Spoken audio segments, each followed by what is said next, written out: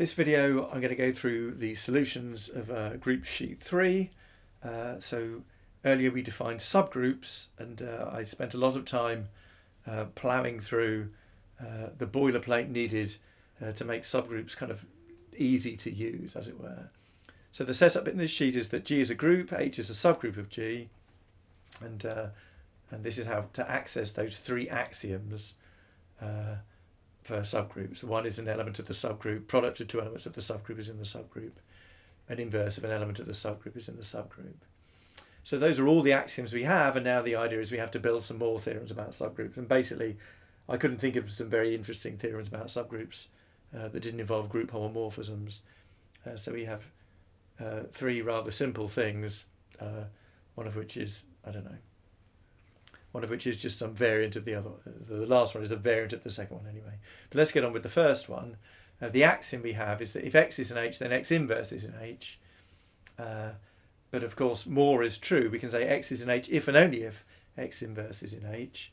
And the reason for that, of course, is that the inverse of X is X again. So we should probably expect that to show up somewhere. So we could split this. And now we've got two goals. So let's do it properly. Put one goal there and one goal there, because now in each of these brackets we only have one goal. And the second one is just h.infmem. So this is exact h.infmem, isn't it? Yes. There we go. It's always good to get the best error. The best error says tactic failed. There are no goals to be solved. But now this one, so if I intro this hypothesis H, then you might just think, well, it's just h.infmem again, right? Exact h.infmem h.infmem, right? But actually, when you think about it, you see what the error says. And the error says, actually, no, h.infmem h says that the inverse of X is in H, and you're supposed to be proving that X is in H. Because obviously, the inverse of X is X, but that's a theorem, right? That needs to be somehow mentioned somehow. So one thing, I guess we could use the convert tactic there, and that says the convert tactic says this is sort of nearly the goal, but it's not quite the goal, and so can you just flag the bits which aren't quite right? So you see, now I've got to prove that X equals X inverse, and now this is not a theorem about subgroups, right? This is a theorem about groups, and we're assuming all of Lean's group theory right now because we're not using my group, but we're using Lean's group. So I imagine the simplifier can do this. Yes, it can. There. And in fact, if you want to see how the simplifier did, I mean, this will be a lemma, right? So if I squeeze simp it, there, it says simp only inv. So in fact, so I could probably do rewrite inv. That would do it as well. Yeah. So there. So found using squeeze simp. In fact, if you remember back from sheet 1, that was the name of the when we were making our own group theory, we also called it inv.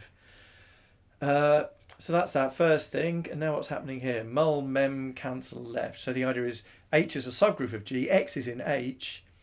And now obviously if Y is in H, then X times Y is in H. But we also claim the converse. If X times Y is in H, then Y is in H. And what's the maths proof? Why is that true? Well, if X times Y is in H, I see X is in H, so X inverse is in H. And so X inverse times X times Y is in H, so blah, blah, blah. Okay. I think I can do this one. So split, sorry. And the first one was the tricky one. So we've got, so I guess intro H. We've got 2H. No, we're fine. Intro. Let me call it HXY. That might be a better name for it. So now what do? The idea is that we need the fact that X inverse is in H. So we could do have X inverse is going to be h.invmem hx there. And now hxi's X inverse is in H. And then have, now let's just call this thing H. H mul mem, and then it was hx inverse hxy there. So now you see H is the sort of the key thing that we want. and probably the simplifier simpet h there. So simpet h has turned it into exactly what we want. So in fact we could do simper using h, and that will probably solve it, yeah. Okay, and then the other way, this is exactly right. So h.mulmem says if x is in h. Yeah, this is nice little application of this functional programming paradigm thingy. H.mulmem is a function, and it expects an input of a proof that x is in h, and then as output it will give a proof that if y is in h, then x times y is in h. And that's what the goal is, right? So we could do this as exact h.mulmem hx, I suspect, yeah. So there we go, that's proved that one. And now mulmem cancel right, you'd like to be able to think that you can just deduce it from mulmem cancel left, but you can't because not all groups are commutative. That's kind of annoying. So I think it might just be easiest to, is there going to be a cute, I think it's, I can imagine a way using mulmem cancel left, but I think it's just easier to split. So again, we'll have two goals. And now this one, so I guess we've seen this before, haven't we? We could, I suppose, here's the replace tactic. Replace hx is h.invmem hx. We don't need the fact that x is in anymore. We just, this would go there. And then I guess we could do, I'm trying, can I get away without using the, I don't think so, intro h, and then instead of using simple, let's use convert. Let's do convert h.mulmem, what'll it be, and then h and then hx there. And now the point is that this is now no longer a theorem about subgroups.